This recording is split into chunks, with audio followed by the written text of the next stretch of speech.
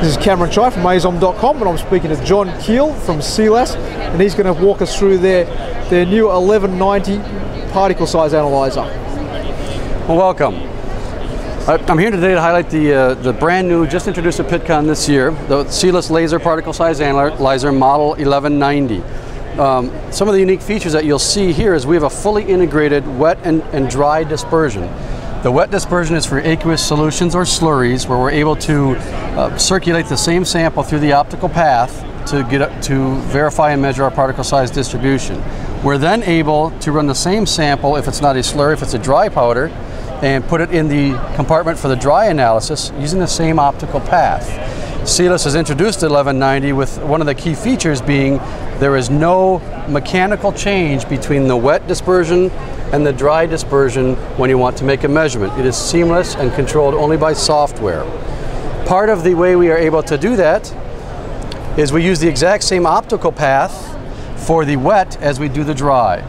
The dry dispersion uses a vibrating hopper for taking the sample and deagglomerating the sample into a Venturi module and placing it in the optical path.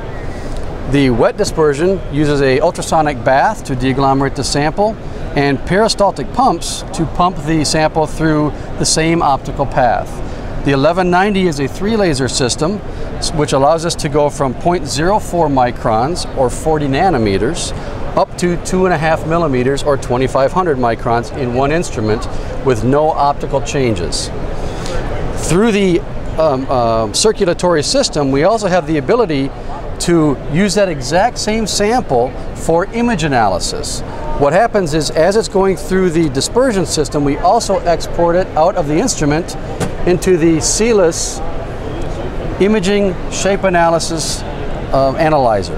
With this, we're able to not only get particle size as the particle size analyzer does, but we are also able to get specific shape characteristics and see how those affect the particle size shape. As particle size analyzers assume everything is a sphere. When you know you do not have a spherical particle, you need to get other features to be able to make more characterization for the content, the shape, the size, and the characteristics of that particle. So the flow of the particle comes into the flow cell, out the flow cell, back into the same instrument without the need to drain the sample or use another sample for the exact same analysis on imaging as we did in particle size. To show you some of the results, we will come over to the particle size analyzer, and first thing we see here is we see a liquid dispersion, and using our WYSIWYG, or what you see is what you get display, we are able to circulate, and there is a stir. We are able to turn ultrasounds on or off, to pump the system, to disperse the system, all mechanically through a very easy to use interface. Some of the results you'll see, this is an overlay of one of the samples we're running here at PitCon this year, and you'll notice the very good overlays of the same sample run 5 times. What customers will look for is a very good, what we say, coefficient of variation, and in this case, we want to get as close to 0 as possible as far as a difference between one sample to the next. And here you can see we have a 1% coefficient of variation at the diameter of 10%. At the median size, the diameter of 50%, we have a coefficient of 1.2, and at the 90% by volume, we're looking at a 0.8 or 0.795% coefficient of variation, which is very good. Even traceable standards want you to be around a 3% coefficient of variation for the D50. So we're double that at the least.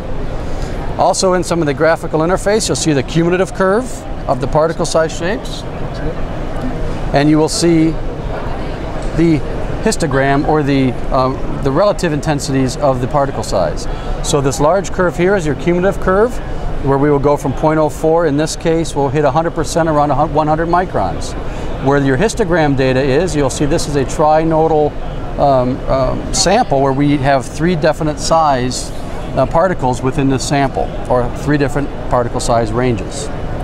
If we want to run a dry dispersion, so this is wet dispersion, we simply come over and we click a button, and we are now in the dry dispersion. No mechanical changes occurred.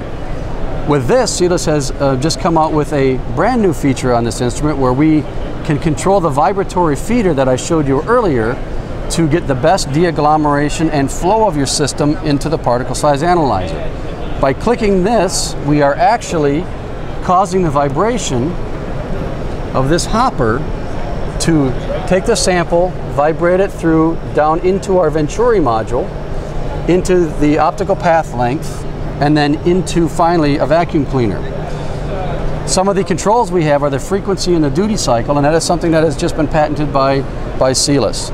So it gives you full range of analyses from very sticky samples or very free-flowing samples. It does not matter. It's all pre-programmed into your SOP based on your sample type. We have full control of the vacuum. You probably cannot hear it, but we have full control over the vacuum as well as compressed air, and we are able to set various air pressures to de-agglomerate your sample. One of the other features that we talked about going from wet to dry is we also have the imaging. And the imaging is our shape analysis package. So what you are able to do is, in a particle size analyzer, you will assume everything is a sphere as drawn by these red circles. That's what the particle size analyzer would see if it were to run through the analyzer. If it saw it as a true sphere, it would actually look at one of two measurements. One sphere is around the complete outside, the other is around the complete inside. So by having the ability to look at it in the particle size analyzer and get a curve, which here you'll see is the blue curve. It's difficult to see, I know, on the video, but the red curve is the effective shape. So we can import the particle size analyzer data, overlay it with the particle size or particle shape data, and get a correlation to see what is happening. If I click on this particle in particular, it will give me many different parameters to choose from to get some characterization of my product. So if I want to look at diameters or perimeters or sphericities or circularities, as well as many other convex areas and different shape features, we have quite a few features to choose from, and you can filter on those as well to say don't measure certain ones that are longer or not a sphere, measure the ones that are a sphere, and that's how we can correlate this effect of the shape. We also have the ability to modify the image if we have obscuration. However, typically what we see is having the imaging tool will allow you to add enough sample and to use the ultrasound to your advantage to de-agglomerate your sample prior to imaging. So in this sample you see they are all separated, and you will see that you have a large amount of separation between the particles. If I open one other image, you will see on the images we do have some amount of agglomeration. So in order to correctly measure these and separate some of these agglomerates, we would need more ultrasound. So in the particle size analyzer, that has gone through the measurement of the size and would give a very large reading, versus if we were able to de-agglomerate it with ultrasound, we would then break those up into the individual particles.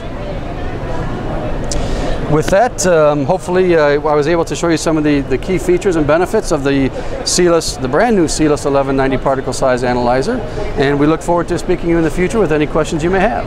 Thank you very much. All right, John, thanks for the tour of the 1190. And if anybody's got any more questions, they can contact you through your website, which would be www.particle-size.com. All right, John, thanks very much. Thank you very much.